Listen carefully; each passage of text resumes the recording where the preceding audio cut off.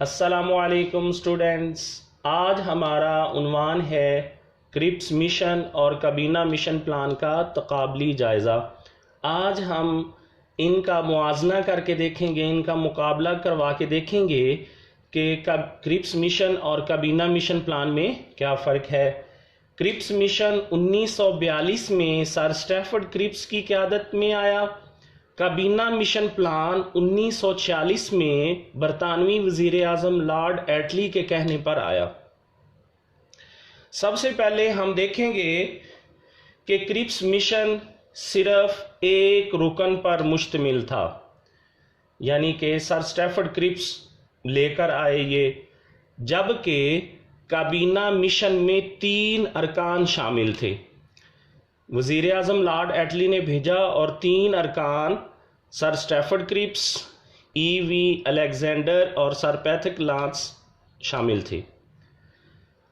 Number 2 پہ ہم دیکھیں گے کرپس مشن کے مطابق جو صوبے آئین کو پسند نہیں کرتے انہیں اختیار ہوگا کہ وہ مرکز سے علیحدہ ہو کر اپنی آزاد حیثیت قائم کریں، یعنی جو مسلم اکثریتی علاقے ہوں گے اگر وہ اپنی آزاد حیثیت قائم کرنا چاہتے ہیں تو وہ کر سکیں گے، جبکہ کابینہ مشن نے گروپ بی اور گروپ سی کی صورت میں بر صغیر کی تقسیم کا واضح تصور دیا گیا، یعنی یہ 10 سال کے بعد اس میں تصور دیا گیا تھا کہ 10 سال کے بعد اگر کوئی گروپ یونین سے علیحدگی چاہتا ہے تو وہ اپنی الگ حیثیت قائم کر سکتا ہے، اپنا الگ صوبہ بنا سکتا ہے۔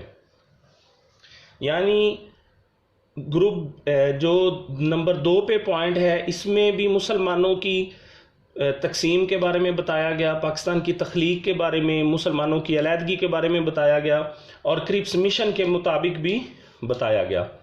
یہی وہ 2 پوائنٹس تھے جن کی وجہ سے نہ کرپس مشن کامیاب ہو سکا اور نہ ہی کابینہ مشن پلان کامیاب ہو سکا۔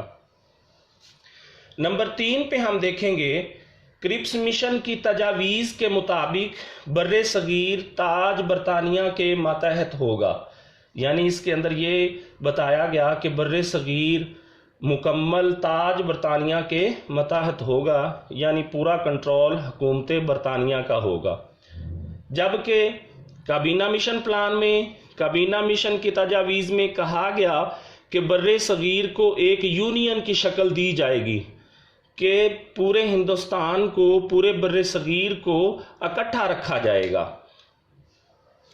نمبر 4 پہ کہا گیا کرپس مشن کے بعد گاندھی نے سول نافرمانی اور ہندوستان چھوڑ دو کی تحریکیں چلائیں۔ جب کرپس مشن اپنی تجاویز لے کے آئے تو گاندھی نے تحریکیں چلائی کہ ہندوستان چھوڑ دو، یعنی تاج برطانیہ کے لیے کہا کہ ہندوستان چھوڑ دو کی تحریکیں چلائی اور سول نافرمانی بھی کی، یعنی حکومت کی نافرمانی کی، کہ مکمل طور پر بائیکاٹ کیا۔ اس کے لیے گاندھی نے تحریکیں چلائی۔ کرپس مشن کے پوائنٹ نمبر 4 یہ آپ کا آیا۔ آگے ہم دیکھیں گے کابینہ مشن پلان میں کابینہ مشن کے بعد قائد اعظم رحمۃ اللہ علیہ نے مسلمانوں سے یوم راست اقدام منانے کی اپیل کی۔ جب کابینہ مشن پلان کو حکومت نے منظور نہ کیا، حکومت برطانیہ نے نافذ نہ کیا، تو پھر قائد اعظم رحمۃ اللہ علیہ نے مسلمانوں سے یوم راست اقدام منانے کی اپیل کی، یعنی ڈائریکٹ ایکشن ڈے منانے کی اپیل کی کہ اب ہم اپنی مرضی سے اپنا کام کریں گے، اپنی آزادی کی ہم جنگ لڑیں گے۔ پوائنٹ نمبر 5 میں کرپس مشن کا مقصد بر صغیر میں دستوری حل کی تلاش کرنا تھا۔ دستوری حل تلاش کرنا تھا، یعنی بر صغیر میں قانونی حل دیکھنا تھا کہ کون سا قانون چلایا جائے۔ کرپس مشن کا یہ مقصد تھا، اور اسی طرح کابینہ مشن کا بھی مقصد بر صغیر میں دستوری حل تلاش کرنا ہی تھا، یعنی یہ 2 پوائنٹس مکس ہیں۔ ادھر بھی جو ہے نا کرپس مشن میں بھی یہ کہا گیا کہ دستوری حل تلاش کرے بر صغیر کے اندر، اور کابینہ مشن میں بھی دستوری حل تلاش کرنا تھا۔ नंबर 6 पे हम देखेंगे क्रिप्स मिशन ने नाकामी की जिम्मेदारी खुद कबूल की। क्रिप्स मिशन की जो नाकामी हुई, मंजूर ना हो सका, नाफजुल अमल ना हो सका बर्रे सगीर के अंदर, सर स्टैफर्ड क्रिप्स ने इसकी नाकामी की जिम्मेदारी खुद कबूल की कि इसकी नाकामी की जो बड़ी वजह है वो उन्होंने खुद कबूल कर ली, जबकि काबीना मिशन ने नाकामी का जिम्मेदार सियासी जमातों को करार दिया।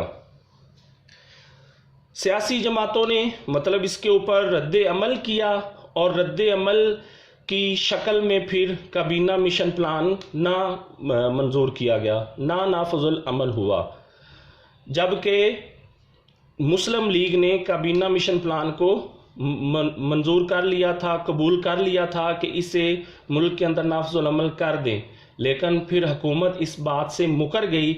इसीलिए कायद-ए-आज़म रहमतुल्लाह अलैह ने यौम रास्त इक़दाम मनाने की अपील की थी। तो आज हमारा ये उन्वान मुकम्मल हुआ कि क्रिप्स मिशन और काबीना मिशन प्लान का तकाबली जायज़ा। आपने ये पॉइंट्स सारे लिखने भी हैं और इसी तरह आपने पॉइंट्स याद भी करने हैं, बल्कि आपने बच्चों 2 ग्रुप बना लेने हैं। एक तरफ क्रिप्स मिशन का ग्रुप बन जाएगा और दूसरी तरफ काबीना मिशन प्लान का ग्रुप बन जाएगा। तो आपने एक दूसरे के साथ डिबेट करनी है, आपने एक दूसरे के साथ मुआजना करना है। तो डायरी में आपकी बच्चों तकाबली जायज़ा लिखें और याद करें, ये आपकी डायरी होगी। अल्लाह ताला से दुआ गो हूँ कि अल्लाह ताला आपकी हिफाजत फरमाए। अल्लाह हाफिज़।